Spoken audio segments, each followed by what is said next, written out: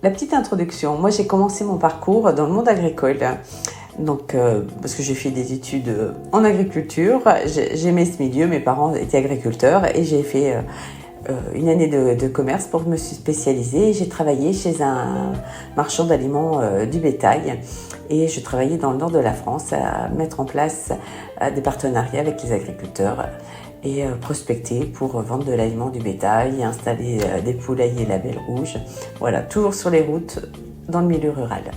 La deuxième scène de ma vie, au bout de quelques années, au bout de 8 ans, j'ai voulu expérimenter un autre métier, mais toujours dans l'agriculture. Donc là, je me suis tournée vers la génétique porcine. Donc c'est là que j'ai rencontré celui qui allait devenir mon mari. On a travaillé ensemble pour un groupe d'agriculteurs bretons.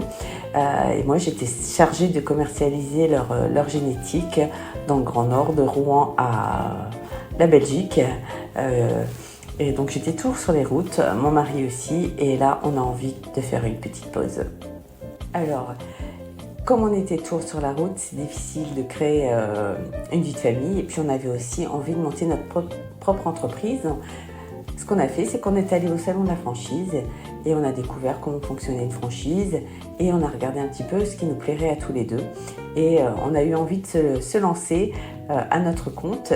Et là, comme on est tous les deux des gourmands et gourmets, on a choisi une franchise dans l'épicerie fine qui était Comtesse du Barry. Donc nous voici en 2001, nous avons posé nos valises à Lille pour reprendre la plus grosse franchise de France chez Comtesse. Donc voilà, un nouveau défi. Pendant 13 ans, nous avons tenu cette épicerie fine, nous l'avons développée, nous avons fait des travaux. Et là, pendant ces 13 ans, on a appris à accueillir notre clientèle au mieux, une clientèle de proximité. On a appris aussi à tenir un fichier client. J'étais aussi quelque chose qui me motivait beaucoup.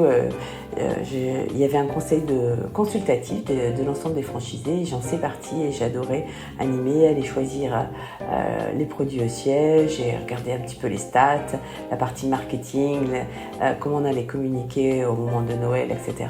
Ça, c'était vraiment quelque chose qui m'a beaucoup passionnée pendant ces 13 ans.